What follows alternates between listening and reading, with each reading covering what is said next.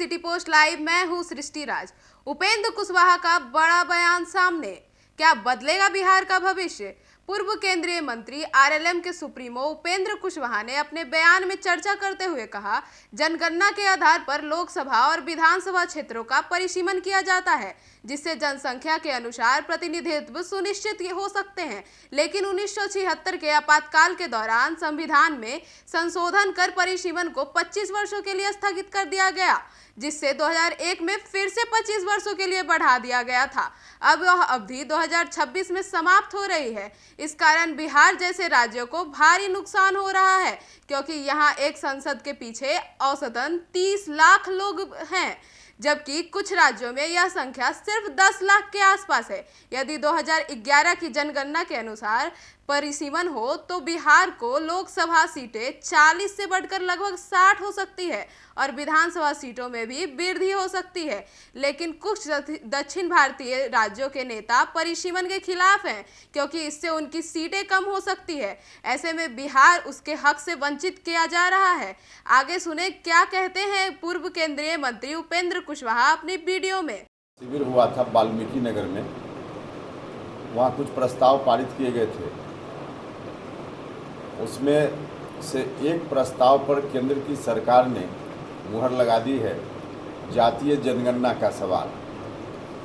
बहुत पहले से यह मांग उठ रही थी, लेकिन हमारे प्रधानमंत्री जी ने अंतिम रूप से डिसीजन लिया। तो इस बात के लिए हम सभी उनके प्रति शुक्रगुजार हैं, उनके प्रति आभार प्रकट करते हैं। दूसरा विषय एक बहुत ही महत्वपूर्ण है, जो नया विषय है। इस विषय पर भी हमारी पार्टी ने निर्णय लिया है, और वह विषय है क्षेत्रों के परिसीमन का। क्षेत्र मतलब लोकसभा विधानसभा क्षेत्र के परिसीमन का विषय।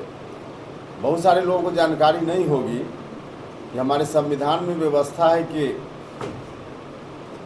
प्रत्येक जनगणना के उपरांत, मतलब 10 साल पर जनगणना होती है, तो जनगणना के बाद बढ़ी हुई आबादी के आधार पर क्षेत्रों की संख्या बढ़ती है और फिर उसका विकेंद्रीकरण होता है। संविधान के प्रावधान के अनुकूल 1951 में आज़ादी के आसपास, 61 में, 71 में 3 बार उस समय जो जनगणना हुई, उस समय की आबादी के अनुरूप लोकसभा क्षेत्रों की संख्या बढ़ाई गई, विधानसभा क्षेत्रों की संख्या बढ़ाई गई, न सिर्फ बिहार में बल्कि बाकी राज्यों में। 71 के बाद जब इमरजेंसी का दौर आया, उस समय 76 में संविधान के इस प्रावधान को फ्रीज कर दिया गया, रोक दिया गया। एक अमेंडमेंट ला करके, संशोधन ला करके संविधान में, और कहा गया कि अगले 25 साल तक बढ़ी हुई आबादी के अनुरूप क्षेत्रों की संख्या नहीं बढ़ेगी, परिसीमन नहीं होगा। फिर 25 साल जब पूरा हुआ 2001 में, फिर उसके आगे अगले 25 साल के लिए बढ़ा दिया गया। बीच में एक बार परिसीमन हुआ, तो उसमें भी संख्या नहीं बढ़ी, सिर्फ मतदाताओं की संख्या के आधार पर क्षेत्रों को संतुलित किया गया। 2001 में जो 25 साल के लिए बढ़ाया गया, अब 2026 में वह समय सीमा समाप्त होने वाली है। अब 2026 में परिसीमन होना है, जो पुराना प्रावधान है उसके हिसाब से। लेकिन कुछ दक्षिण के राज्य के कुछ नेता भारत सरकार पर दबाव बनाए हुए हैं।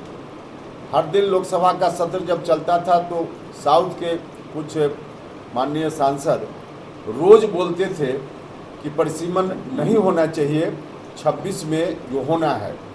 परिसीमन नहीं होने से बिहार सहित देश के अनेक राज्य हैं जिनका बहुत नुकसान हो रहा है। अभी जो आबादी हमारी है, उस आबादी के हिसाब से परिसीमन हो। 2011 में अंतिम बार जनगणना हुई है, उसके आधार पर अगर परिसीमन हो तो 40 की जगह कम से कम 60 लोकसभा क्षेत्रों की संख्या बिहार में होगी। उसी तरह से विधानसभा क्षेत्रों की संख्या बढ़ेगी। तो संख्या नहीं बढ़ने से हमारा बहुत नुकसान है। और नुकसान राज्य का भी है, एक एक व्यक्ति का है। हमारा संविधान कहता है कि एक व्यक्ति एक वोट एक मूल्य, और दुर्भाग्य की स्थिति है कि परिसीमन को रोकने के कारण एवरेज कुछ राज्यों में 10 लाख लोग मिलकर एक एमपी को चुनते हैं, और बिहार जैसे राज्यों में लगभग 30 लाख 31 लाख लोग मिलकर एक सांसद को चुनते हैं। तो इतना बड़ा नुकसान है। हमने फैसला लिया है, हमारी पार्टी ने, कि इस नुकसान को हम लोग रोकेंगे। हम किसी भी सीमा तक जाएंगे और बिहार के इस हिस्सा से बिहार को वंचित जो किया जा रहा है उसको नहीं होने देंगे। न सिर्फ संघ, अरे सब पहले पूरा तो हो जाने दीजिए मेरी।